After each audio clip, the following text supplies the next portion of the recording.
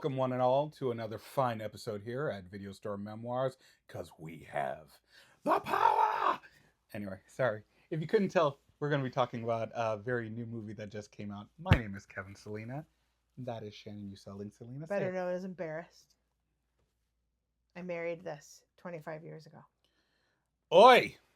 You love me and you know it. Oi. Anyway, today a couple days ago, we saw a brand new movie that just came out in the theater, and we are here to talk about it. We are going to be discussing Masters of the Universe. Usually we go with our friends at IMDb, but since I don't have that ready, we're just going to dive right in right now. It's He-Man. If you don't know the story of He-Man, Masters of the Universe. I'm so sorry for you. So yes, the 80s. If you lived, breathed the 80s, you know He-Man. Eternia, the planet of fantasy, mystery, and buff guys who like to smack around guys In with skull faces. Yes, Conan the Planet. I think you want to go there. So we did see the brand new Amazon movie of Masters of the Universe. Miss Shannon, take it away. Your initial thoughts. Okay, so I was really excited about this. Now I've never seen you wanting to go see a movie opening weekend. And not because he is a very attractive young man in the loincloth. It's partly that. Not that reason. He's not my type. He's cute. He's cute, but he's not my type. If you haven't watched our thing about the sheep detective, I believe she refers to him as he pretty. He is pretty, but he's not my type. But anyway, I watched He-Man growing up. I more watched She-Ra growing up. So I was really excited for this. Just let it go. The writing was not great, guys. The writing was not great. The acting was fantastic. Veronica from Riverdale's in this. I didn't realize. It took me half of the movie to realize that it really was her, because there are other actresses out there that look just like her. And so I was like, is it really her? Is it her? I think she's too old to play the role. At least I thought she was. No, she looked the right age. She's so cute, though. So, she's She 25. She's in her 30s, but she's aging real good. So, but she's a phenomenal actress. Like, I loved her in Riverdale, and I've seen her in other movies as well. And she does a really, really good mean girl. But this time she played a pretty good supportive person. Yeah. She plays Teela, by the way. She plays a girl with an attitude. Yes. But she's supportive, right? Yes. She's caring. So I really liked the acting in this. I really, really liked the special effects and the fight scenes. They were amazing. Exactly what we needed in this movie. The writing was awful. And I hope the writing doesn't kill the sequels or a She-Ra movie. I really hope not, because I know that that's probably coming up next, and I have a feeling that if this movie does not perform well, they're not going to do it. But they need to. We need them to. We need them to. Okay. I'm going to slightly go on your tangent as well, but for a different reason. Okay. As she has stated, I'm a He-Man fan. I have comic books. I had the damn action figures. Watching this movie, before they even said who their name was, I'm calling out the characters of who. I was like, oh my god, that's Beastman! And, that kind of thing like that. This movie went way too long. Oh my god, it was 2.5 hours long. And there was like 45 minutes worth that did not need to be in it. This movie could have been an hour 45 and would have done better, and not just maintained. It would have been better. There are specific scenes that I saw in this movie that, had they been trimmed 10 minutes here, 10 minutes here, the opening of the movie knock out about 5 to 10 minutes there. Correct. This movie would have been a lot tighter, a lot cleaner. It probably would have helped with the writing. Yes. And I will concur. Special effects were awesome. The look of Eternia looks spot on to make you feel like you're watching the cartoon back in the day. Yes, except for the comment that you made, which actually I went back and looked at some of the older cartoons afterwards just to Mhm. make sure, because I thought for sure that we were not right. But Castle Grayskull, not that close to Yeah, Eternia. thank you. That It's is one. not just a hop, skip, and a jump over a bridge. It's further away. Okay, Yeah, continue. like we're not gonna. This is like a It's nonsensical nitpicky. nonsensical spoiler here. Yeah, Castle Grayskull. There was a reason why he had Battle Cat to ride to Castle Grayskull. correct. Castle Grayskull is right next to the Castle of Eternia. It's literally across the bridge. It's literally like you go. We came over to borrow a cup of sugar. I'm pretty sure that they're running from one to the other. Yeah, it was one bridge. Yeah. So Yeah, but besides that, I thought it looked great. I thought some of the characters, especially at the end, the costumes that they did look very well done. It just dragged, unfortunately. I will say, but here I will say the one thing: anyone who's thinking about seeing this movie, if you're concerned about Jared Leto, because he does not have the best I streak like right now. Jared Leto. That man nailed Skeletor like nobody's Yes, business. he did. And I think that Jared Leto does a really nice job in his movies. I think that maybe he could be a little bit more selective on the things that he chooses to do, because I do think he's extremely talented. He's a talented musician, he's a talented actor. I do think that he just needs to be a little bit more choosy, but maybe he's picking roles that he doesn't need the money. No. So maybe, and he clearly doesn't care like what people think about him. He's said it multiple times. Yeah. Maybe he's picking movies that he just likes and wants to be in. Kind of what Jason Momoa is doing now with playing Lobo. He's like, I've just got into movies so I could play this character. It was like I was getting my opportunity to play my favorite comic book character of all time. Right. And now we're gone. So I think, I think Jared Leto does a really nice job, but I'll tell you what, he nailed this role. 100%. That is the one thing. I've talked to a couple people since I've seen the movie, and they asked me what I thought, and I said, and I'm saying exactly what I'm saying to all of you right now. The movie itself needs some work. But there's been a situation that's been happening a lot in movies lately where villains have to have some kind of redeeming line story. Like, no, there's no such thing as a true bad guy anymore. Can I give an example of what you're talking about real quick? Go for it. Because it's immediate. Bowser. Yes. In the Super Mario movies. In the Super Mario movie, especially the second one, he's supposed to be fucking Bowser. He eats everybody, kills everybody, and they turned him halfway through that movie into like part of the Super Mario team. That irritated the crap out of me. But continue. So that was the part that I was 100% terrified that was going to happen with this movie. And thank merciful heaven of all the writing in this thing, they're like, no, Skeletor is a villain. He shall be a villain. Right. He ain't gonna never be nothing but a villain. Correct. And I had tears. It was so beautiful. Correct. There was no redeeming qualities to him. He's like, yeah, I'm here to take over. No, you ain't gonna talk me down. I'm here to take over. Correct. Do I need to say it again louder for the people in the back? Now, I don't want to give it away, but I will say there is a constant theme through this movie that doesn't need to be there. And you and I have talked about it. The reason why they have it there is because of how macho masculine the cartoon series is. But that's why we loved it. There's nothing wrong with being a macho man. No.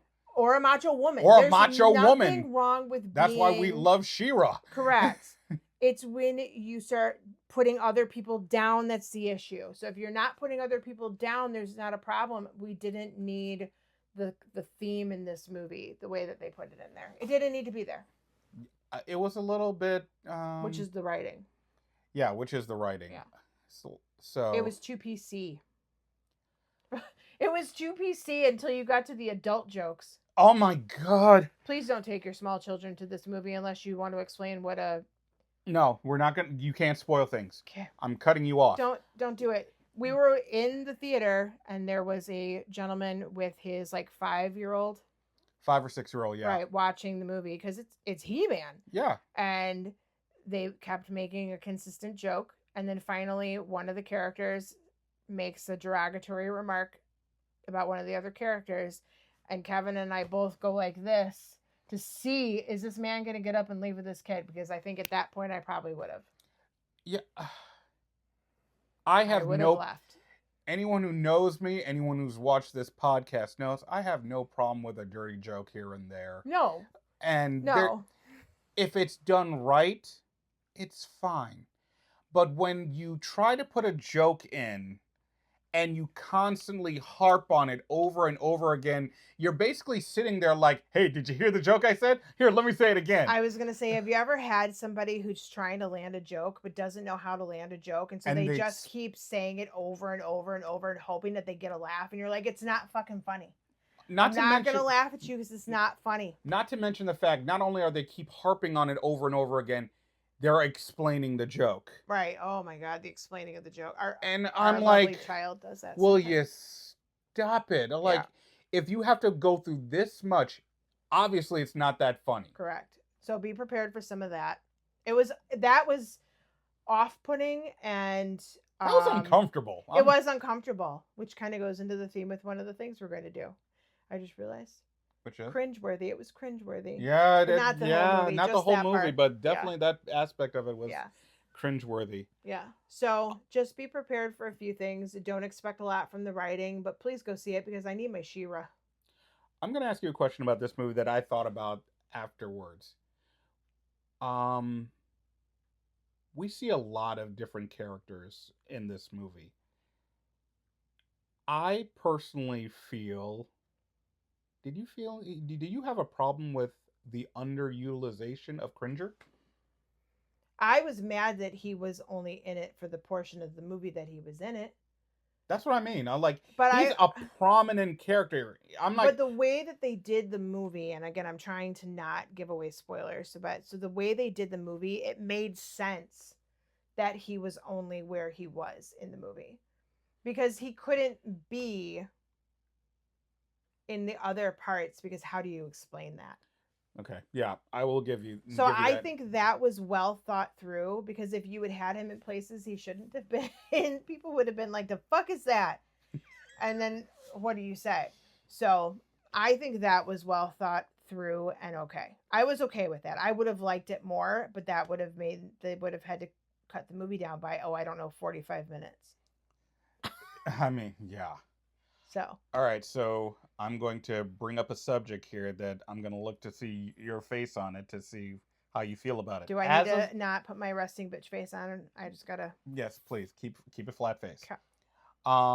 As of right now, at the taping of this, which is the Monday after the movie came out, Masters of the Universe opened up to only $29 million. It lost out to Scary Movie. Yes, it came in second to Scary Movie, which made $55 million. Apparently, this movie cost about $200 million to make. With an opening like that, what are your chances we get anything else? It's Amazon, so I'm going to go with like a 70% chance we'll see something. Because I feel like Amazon, when they get their mind to do something, they just go ahead and do it and they don't really care what other people think. Kind of like Netflix. If Netflix thinks that that's a good idea, they're just going to go. I wouldn't go with Netflix. Netflix cancels things sometimes before on TV shows. But I've seen movies where they've been like, "We're going to do that," and everybody's like, "That's not a good idea. Don't do that." And then they do it anyway, and it doesn't do well, and they're like, "Oh well." Yeah, Zack Snyder's Rebel Moon. And then there are TV shows that they're just like, everybody's like, nobody wants to watch this, and they just keep going with it because somebody out there in executive world wants that show made. Yeah. So I think Amazon, if they get their mind to do something, is just going to do it. Plus, I think Amazon really wants to be Marvel. And this is their chance to have like a Marvel universe. If MGM Amazon wants to be like Marvel, or should you say Disney, come out with a James Bond movie already. Hey, Will, calm down. There's 1,000 of them. Just go rewatch one of the other many ones that you've watched before. I need new. That's another episode that we'll have to do. Yeah, we'll go about there. Fucking original shit, please. Okay. Sorry. So, overall, how would you rank? So I was bouncing back and forth between a 2.5 and a 3. I give it 3 because of the nostalgia. There's a lot of nostalgia feels in this movie. They do it really, really well. 2.5 because the writing just blows. Please, if you're going to do another one of these, get different writers. Writers that maybe don't want to poke fun at some of the feelings in the movie. Right. Because that's what it felt like. It felt like they were like, this was a ridiculous TV show when we were kids, and so now we're going to make fun of it. It was, but also we loved the ridiculous. Yes. I wanted more of a serious He-Man movie. I wanted more of a Conan feel movie. No, here's the thing. And less of a let's make fun of everything movie. See, that's the problem. I wouldn't have had a problem with this movie if they had leaned into exactly like the TV show. Yes. It's the fact that they leaned into goofy, but tried to make it more human resources goofy. It was more like we think that this TV show is absolutely ridiculous and we're going to poke fun at every single thing that made it ridiculous. But you know what? It was a kid's cartoon in the 80s. Yeah, it's a kid's cartoon in the 80s. And right there, it's ridiculous. Yeah. Right there. You don't need to poke fun at every single thing. No. I thought the places where they did really well were, and this is not a spoiler, but we all remember the Skeletor laughing. Yes. And we all remember the ridiculous laughing of the characters whenever they were at the end of the show, and it was funny. They do that really, really well. Yes. That's the kind of stuff they should have leaned into. Leave that right there. that's fantastic. They did that great. But there's some other shit that I'm just like, yeah. So what are you doing? That's exactly where I'm landing on this. I'm going to give this 2 clamshells because it could have been good by being what we knew it was. Correct. They should have stuck more to what we already knew was existing and less of poking fun of what we already knew was ridiculous. Yeah, there's a difference between poking fun at what we think is campy, but poking fun of it to the point that you're like, but here's how we can make it better. Nobody asked you to make it better. You know what I wanted? I wanted Guardians of the Galaxy funny. That would have been good. Guardians of the Galaxy funny is funny in all the right places, and it's serious when it needs to be. And this movie just kind of couldn't figure out its footing of where it wanted to be funny and where it wanted to be serious. Guardians of the Galaxy is a great example of what this should have been. Correct. Because it was poking fun at itself, but it was funny poking fun Correct. at it. And it was serious when it needed to be serious. Yes, I mean, it was like a good TV show, good comedy sitcom where all of a sudden you're laughing, and then boom, they hit you with the real. Yep. But this one, we're going to try and balance it between the real and the funny the entire way, not find we're going to be funny for a bit, we're going to be serious for a bit. All right, we'll go back to the funny, get some action in there, and, ride the wave. Yeah. Not just try and mix it all together. It was too much in the cement mixer at the same time. Yeah, I agree. That's a really good way to put it. Yeah. So, yeah, 2.5 for me. But so that is our 2 cents on Masters of the Universe. Currently out right now in theaters. Check it out. Like I said, it didn't do so well the opening weekend. Hopefully it will do better so we can get something. I want my She-Ra. Oh, and stay because there are 3 scenes. We only saw 2. There are 3 scenes at the end, so please stay through the whole thing so you get all 3 of the extra scenes. I will say I'm so pissed at Marvel because they've done that. I don't want to sit through all the commercial trailers. Every time now I see a movie that's some kind of adventure or something, I feel like I can't move until the thing shuts down and my bladder's about to explode because I already sat through a half hour of trailers. I don't need to sit through a half hour of credits for things that I already know the people who were in the movie. Yeah. Just tell me what's happening at the beginning of the end. This is why YouTube exists because then Correct. As soon as we're done, we're like, go home. Okay, what did we miss on the extra scenes? And we sat through 2 and thinking that was it, and then we come home and find out there was a there was a third one. There was a third one. Son of a bitch. It was like a minute extra credit scene. Like as soon as the credits ended, I was like, did you really? Why can you just throw that in there? Yeah. But anyway, so like I said, that's our 2 cents. Did any of you see Master of the Universe yet? Please give us a comment. Let us know your thoughts. Did you like it? Do you agree with us? Do you disagree? Was it everything you wanted out of this movie? Or are you on our side where you wanted something a little bit different? Please, Video Store Memoirs. Give us some comments either here, YouTube, TikTok, all platforms. Find us, let us know. we will interact with you. But until next time, I've been Kevin. I'm Shannon. We will see you all next time. Enjoy the movie. Take care.